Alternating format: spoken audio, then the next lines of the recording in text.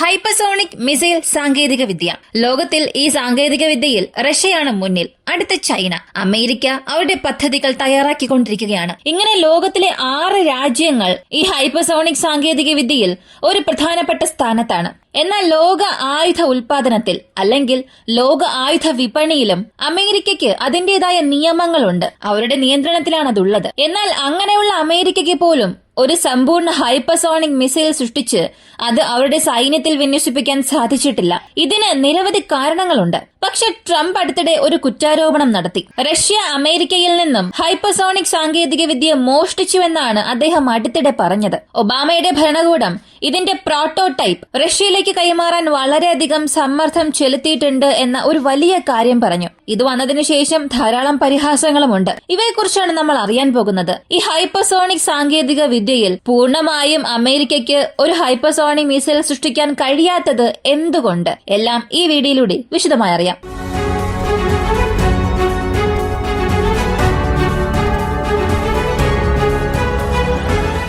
ഒന്നാമതായി, ഹൈപ്പസോണിക് മിസൈൽ എന്താണ്? ബാലിസ്റ്റിക് മിസൈലും ഹൈപ്പസോണിക് മിസൈലും തമ്മിൽ വ്യത്യാസമൊന്നും തന്നെ ഇല്ല. ബാലിസ്റ്റിക് മിസൈലുകൾ ഹൈപ്പസോണിക് മിസൈലുകളേക്കാൾ വേഗത്തിൽ സഞ്ചരിക്കും. ഹൈപ്പസോണിക് മിസൈലുകൾ ശബ്ദത്തിന്റെ വേഗതയേക്കാൾ 5 മടങ്ങ് വേഗതയിൽ സഞ്ചരിക്കും. മാക് 5+ വേഗതയിൽ സഞ്ചരിക്കുന്നതെല്ലാം ഹൈപ്പസോണിക് മിസൈലുകളാണ്. അങ്ങനെയാണെങ്കിൽ എല്ലാ ബാലിസ്റ്റിക് മിസൈലുകളും ഹൈപ്പസോണിക് വിഭാഗത്തിലല്ലേ വരിക?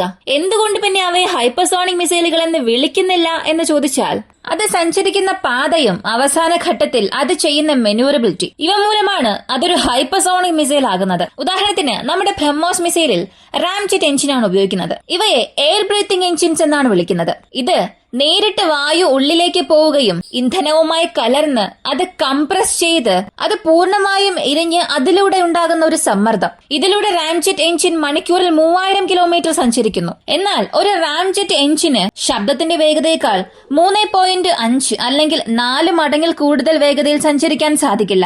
ഹൈപ്പസോണിക് മിസൈൽസ് ശബ്ദത്തിന്റെ വേഗതയേക്കാൾ 5 മടങ്ങ് വേഗത്തിൽ സഞ്ചരിക്കും. അതുകൊണ്ട് സ്ക്രാംജെറ്റ് എഞ്ചിൻസ് ആണ് ഹൈപ്പസോണിക് മിസൈലുകൾക്ക് വേണ്ടി ഉപയോഗിക്കുന്നത്. ഇതും റാംജെറ്റ് എഞ്ചിൻ പോലെ തന്നെയാണ്. എന്നാൽ അതിനെ കൊണ്ട് ചെയ്യാൻ കഴിയാത്ത ചില കാര്യങ്ങൾ ഇവ ചെയ്യും. അത് അകത്തൊരു കംപ്രസ് ചെയ്യുന്ന അളവിനേക്കാൾ സ്ക്രാംജെറ്റ് എഞ്ചിൻ അകത്തു വരുന്ന കാറ്റിനെ വീണ്ടും ഹൈ പ്രഷറിൽ കംപ്രസ് ചെയ്യും. കൂടെ തന്നെ ഇന്ധനവുമായി കലർന്ന് എരിയുന്നത് കൊണ്ട് ഇത് ശബ്ദത്തിന്റെ വേഗതയേക്കാൾ 5 മടങ്ങിലധികം വേഗതയിൽ സഞ്ചരിക്കും. ഇപ്പോൾ ലോകത്തിലെ ഏറ്റവും മികച്ച ഹൈപ്പസോണിക് മിസൈലുകൾ റഷ്യയുടെ കിൻസാർ, റഷ്യയുടെ സിർക്കോൺ, അടുത്ത് ചൈനയുടെ DF സീരീസിലുള്ള മിസൈൽസ് ആണ്. എന്നാൽ അമേരിക്കയ്ക്ക് ഇതുവരെയും അത്തരമൊരു പ്രോഗ്രാം ഇല്ല. അവരുടെ ആദ്യത്തെ ഹൈപ്പസോണിക് മിസൈൽ എന്ന് പറയപ്പെടുന്നത് LRHW എന്ന ലോങ് റേഞ്ച് ഹൈപ്പസോണിക് വെപ്പൺസ് പ്രോഗ്രാമാണ്. അമേരിക്ക ഈ ഒരു പ്രോഗ്രാം 2 തരത്തിലാണ് വികസിപ്പിക്കുന്നത്. ഒന്ന് അവരുടെ ലാൻഡ് ബേസ്ഡ് ലോഞ്ചേഴ്സിൽ നിന്നും, മറ്റൊന്ന് അവരുടെ കപ്പലുകളിൽ നിന്നും അയക്കുന്ന ഒരു പ്രോഗ്രാമായി വികസിപ്പിക്കുന്നുണ്ട്. ഇതിനെ ഒരു ഹൈപ്പസോണിക് മിസൈൽ എന്ന് പറയുന്നതിനേക്കാൾ റഷ്യയുടെ ഓർഷനിക് പോലെ ഇതൊരു ഹൈപ്പസോണിക് ഗ്ലൈഡ് വെഹിക്കിൾ എന്ന് പറയാം. ഇപ്പൊ റഷ്യയുടെ കിൻസാൽ അല്ലെങ്കിൽ റഷ്യയുടെ സിർക്കോൺ മിസൈൽസ് എടുത്താൽ ഇതിൽ എയർ ലോഞ്ച്ഡ് വേർഷൻസും ഉണ്ട്, ലാൻഡ് ബേസ്ഡ് ലോഞ്ചേഴ്സിൽ നിന്നും അയക്കാൻ സാധിക്കും. അതായത് സിർക്കോണിനെ പ്രധാനമായും ഷിപ്പ് ബേസ്ഡ് ലോഞ്ചേഴ്സിൽ നിന്ന് വിക്ഷേപിക്കാൻ കഴിയുന്നതാണ്. ഇവയിലെല്ലാം എഞ്ചിൻസ് മിസൈലുമായി ചേർത്ത് ഘടിപ്പിച്ചിരിക്കുന്നതിനാൽ അത് ലക്ഷ്യത്തിൽ എത്തുന്നതുവരെയും അത് കറന്റ് സിറ്റുവേഷൻ അവയർനെസ്സോടുകൂടി തന്നെ പ്രവർത്തിക്കും. അതായത് ഉപഗ്രഹ ആശയവിനിമയം പ്രോസസ് ചെയ്യും, അതുപോലെ ഓൺബോർഡ് ആശയവിനിമയ സംവിധാനവും പ്രോസസ് ചെയ്യും. അങ്ങനെ അത് ടാർഗറ്റിനെ നോക്കി പോകും. എന്നാൽ ഈ ഹൈപ്പസോണിക് ഗ്ലൈഡ് വെഹിക്കിൾ ഇതൊരു ഫ്രീ ഫോളിംഗ് ഓബ്ജക്ട് എന്ന് വേണമെങ്കിൽ പറയാം. ഈ ബാലിസ്റ്റിക് മിസൈൽസിൽ ഉപയോഗിക്കുന്ന അതേ സാങ്കേതിക വിദ്യ ഇവിടെ സൈസ് വീണ്ടും കുറയ്ക്കും. എയ്റോഡൈനാമിക്സിൽ ചില അപ്ഗ്രേഡുകൾ വരുത്തും. സൈസിൽ മാറ്റം വരുത്തുമ്പോൾ ഡിസൈനിങ്ങും ചില മാറ്റങ്ങൾ വരും. അങ്ങനെ ഒരു ഹയർ എഫിഷ്യൻസിയോടുകൂടി ഇത് ഇംപ്രൂവ് ആകും. ഇതിന്റെ കാര്യക്ഷമത അതോടുകൂടി മെച്ചപ്പെടുകയും ചെയ്യും. അപ്പോൾ അമേരിക്കയുടെ LRHW അല്ലെങ്കിൽ ഡാർക്ക് ഈഗിൾ എന്നത് ഒരു പൂർണ്ണ ഹൈപ്പസോണിക് ക്രൂയിസ് മിസൈൽ അല്ല. ഇതൊരു ഹൈപ്പസോണിക് ഗ്ലൈഡ് വാഹനമാണ്. അപ്പോ ട്രംപ് ഇപ്പൊ പറഞ്ഞ ഈ ഒരു അവകാശവാദം അനുസരിച്ച് 2014-2016 വരെയും ഈ ഹൈപ്പസോണിക് ഗ്ലൈഡ് വെഹിക്കിളിന്റെ പ്രധാനപ്പെട്ട ബ്ലൂ പ്രിന്റ് ഒബാമയുടെ ഭരണകൂടം റഷ്യക്ക് നൽകിയെന്നാണ് പറഞ്ഞത്. എന്നാൽ ഇതിനെന്തെങ്കിലും തെളിവുണ്ടോ എന്ന് ചോദിച്ചാൽ സൈനിക വിശകലന വിദഗ്ധർ അല്ലെങ്കിൽ ജിയോപൊളിറ്റിക്സ് വിദഗ്ധർ പറയുന്നത് ഇത് അടിസ്ഥാനരഹിതമായ ഒരു അവകാശവാദം എന്നാണ്. റഷ്യ അവരുടെ ഹൈപ്പസോണിക് മിസൈൽ പദ്ധതി ആരംഭിച്ചത് തന്നെ, അല്ലെങ്കിൽ അതിന്റെ ഗവേഷണങ്ങൾ ആരംഭിച്ചത് തന്നെ 1999 അമേരിക്ക വളരെ കാലമായി ഒരു ഹൈപ്പസോണിക് മിസൈലിനായി തിരയുന്നുണ്ട്. അമേരിക്ക ഒരു വലിയ മിസൈൽ പ്രതിരോധ കവചം സൃഷ്ടിച്ചപ്പോൾ തന്നെ റഷ്യ അതിനെതിരെ ഒരു മിസൈൽ പദ്ധതിയും ആരംഭിച്ചു. അമേരിക്കയുടെ പക്കൽ ധാരാളം പ്രോഗ്രാംസ് ഉണ്ടായിരുന്നു. എന്നാൽ അതിന്റെ ഫണ്ടിങ്ങിൽ പ്രശ്നമുണ്ടായിരുന്നു. പൂർണ്ണമായും സ്ക്രാംജെറ്റ് എൻജിൻസ് ഈ ഹൈപ്പർസോണിക് മിസൈലിൽ ഘടിപ്പിക്കുന്ന സാങ്കേതിക വിദ്യയിലുണ്ടായ ചില പ്രശ്നങ്ങൾ, അതിന്റെ തകരാറുകൾ, ഡിസൈനിങ്ങിലുണ്ടായ പ്രശ്നങ്ങൾ, ഇങ്ങനെ അമേരിക്ക 4 പദ്ധതികളാണ് ഉപേക്ഷിച്ചത്. ഡാർക്ക് ഈഗിൾ മാത്രമാണ് അതിൽ അതിജീവിച്ചത്. ഇതൊരു ഹൈപ്പർസോണിക് ഗ്ലൈഡ് വെഹിക്കിൾ ആശയമായിരുന്നു. അപ്പോ അമേരിക്കയുടെ ഈ ഒരു അവകാശവാദം തീർത്തും അടിസ്ഥാനരഹിതമാണ്. റഷ്യയുടെ പദ്ധതി 1999 ആരംഭിച്ചു. 2013-14 ഇതിനെ ഒരു പ്രോട്ടോടൈപ്പായി റഷ്യ സൃഷ്ടിച്ചു. അങ്ങനെ 2017 റഷ്യയ്ക്ക് അവരുടെ ആദ്യത്തെ ഹൈപ്പർസോണിക് മിസൈൽ ലഭിക്കുന്നു. 2018 പരീക്ഷണങ്ങൾക്കെല്ലാം ശേഷം എത്രയും പെട്ടെന്ന് 2 മിസൈലുകൾ അവരുടെ സേനയിൽ ചേർക്കും. അതും എല്ലാ ആവശ്യകതയും നിറവേറ്റി എല്ലാം ചേർക്കുമെന്ന് വിക്ടറി ഡേ പരേഡിൽ റഷ്യൻ പ്രസിഡന്റ് വ്ളാഡിമിർ പുടിൻ പറഞ്ഞു. പക്ഷെ ഇവിടെ ട്രംപ് പറയുന്നതിൽ നമ്മെ അത്ഭുതപ്പെടുത്തുന്ന ഒരു കാര്യം, ഒബാമയുടെ ഭരണകൂടം റഷ്യയുമായി അത്ര മികച്ച രീതിയിലായിരുന്നില്ല. ജിയോ പൊളിറ്റിക്സ് പഠിക്കുന്ന ആരോട് ചോദിച്ചാലും, അല്ലെങ്കിൽ നമ്മുടെ ചാനൽ കാണുന്നവർക്ക് പോലും അറിയാം, ട്രംപ് അമേരിക്കയ്ക്ക് അനുകൂലമായിരിക്കുന്നതിനേക്കാൾ റഷ്യയ്ക്ക് അനുകൂലമാണ് എന്നുള്ള നിരവധി ആരോപണങ്ങളുണ്ട്.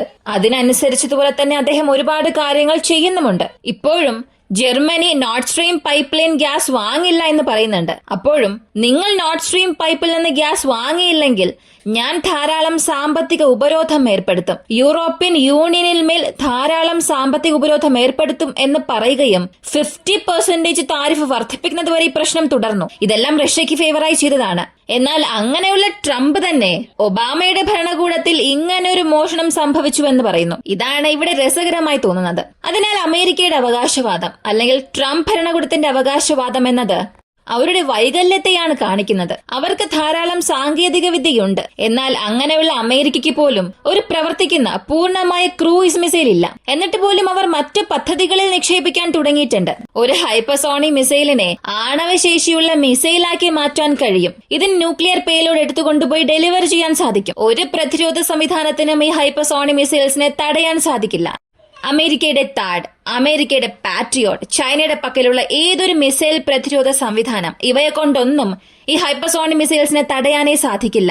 അതിനാൽ അമേരിക്ക അടുത്ത ഘട്ടത്തെ നോക്കി പോവുകയാണെങ്കിൽ അതിനനുസരിച്ചതുപോലുള്ള ഒരു ഷീൽഡ് ക്രിയേറ്റ് ചെയ്തിട്ട് മാത്രമേ അവരെ കൊണ്ട് ആ മിസൈലിനെ കണ്ടെത്താൻ സാധിക്കൂ. അങ്ങനെ ചെയ്യുന്നതായിരിക്കും നല്ലത്. ഇപ്പോ റഷ്യയൊക്കെ ഹൈപ്പർസോണിക് മിസൈലിന്റെ അടുത്ത ഘട്ടത്തിലേക്ക് തന്നെ പോകാൻ തുടങ്ങിയിട്ടുണ്ട്. ഹൈപ്പർസോണിക് മിസൈലിന്റെ അടുത്ത ഘട്ടം എന്താണ്? ആകാശത്തിൽ തന്നെ പറക്കുന്നത് പോലുള്ള ചില മിസൈലുകളൊക്കെ തിരയാൻ തുടങ്ങിയിട്ടുണ്ട്. അപ്പോൾ അമേരിക്ക ഈ പ്രോജക്റ്റിനെ ഡ്രോപ്പ് ചെയ്തിട്ട് അടുത്ത ഘട്ടത്തിലേക്ക് പോയാൽ മാത്രമേ അവരെ കൊണ്ട് ആ മത്സരത്തിൽ ഓടാൻ സാധിക്കൂ, ആ ഹൈപ്പർസോണിക് മിസൈലിനായിട്ടുള്ള മത്സരത്തിൽ നിൽക്കാൻ സാധിക്കൂ. അമേരിക്കയ്ക്കും റഷ്യയ്ക്കും തമ്മിൽ നേരിട്ടുള്ള യുദ്ധമൊന്നും ഇല്ലെങ്കിൽ പോലും ചൈനയ്ക്ക് അവരുടെ പക്കൽ സമാനമായ മിസൈലുകളുണ്ട്. പക്ഷേ ചൈനയുടെ മിസൈലുകളെ കുറിച്ച് നമുക്ക് കൂടുതലൊന്നും ഡേറ്റാസ് ഇല്ല. അതിനാൽ തന്നെ ചൈനയുടെ മിസൈലുകൾ മികച്ചതാണെന്നും അമേരിക്കയുടെ പദ്ധതി പിന്നിലാണെന്നും നമുക്ക് പറയാനും സാധിക്കില്ല. അപ്പോ ഇവിടെ മത്സരം അമേരിക്കയ്ക്കും റഷ്യയ്ക്കും തമ്മിലാണ്. അമേരിക്ക തകർക്കാൻ കഴിയാത്ത ഒരു പ്രതിരോധ കവചം സൃഷ്ടിച്ചു. എന്നാൽ അതിനെയും തകർക്കാൻ ഞങ്ങളെ കൊണ്ട് കഴിയും എന്ന് പറഞ്ഞ് റഷ്യ ഒരു ഹൈപ്പർസോണിക് മിസൈൽ സൃഷ്ടിച്ചു. സത്യത്തിൽ അമേരിക്കയുടെ ഈ ഹൈപ്പർസോണിക് മിസൈൽ നിർമ്മിക്കാനുള്ള കഴിവില്ലായ്മയെ മറച്ചു വയ്ക്കുന്നതിന് വേണ്ടിയാണ് ഈ മോഷണത്തിന്റെ കാര്യങ്ങളൊക്കെ പറഞ്ഞ് അമേരിക്കയുടെ രാഷ്ട്രീയക്കാർ നമ്മെ സജീവമാക്കുന്നത്. ഈ ഒരു വീഡിയോയെ കുറിച്ചുള്ള നിങ്ങളുടെ അഭിപ്രായം എന്താണെന്നുള്ളത് കമന്റിൽ പറയുക. കൂടുതൽ അപ്ഡേറ്റ്സിനായി വോയിസ് ഓഫ് ഇന്ത്യ എന്ന നമ്മുടെ ചാനൽ സബ്സ്ക്രൈബ് ചെയ്യുക. മറ്റൊരു വീഡിയോയുമായി വീണ്ടും കാണാം.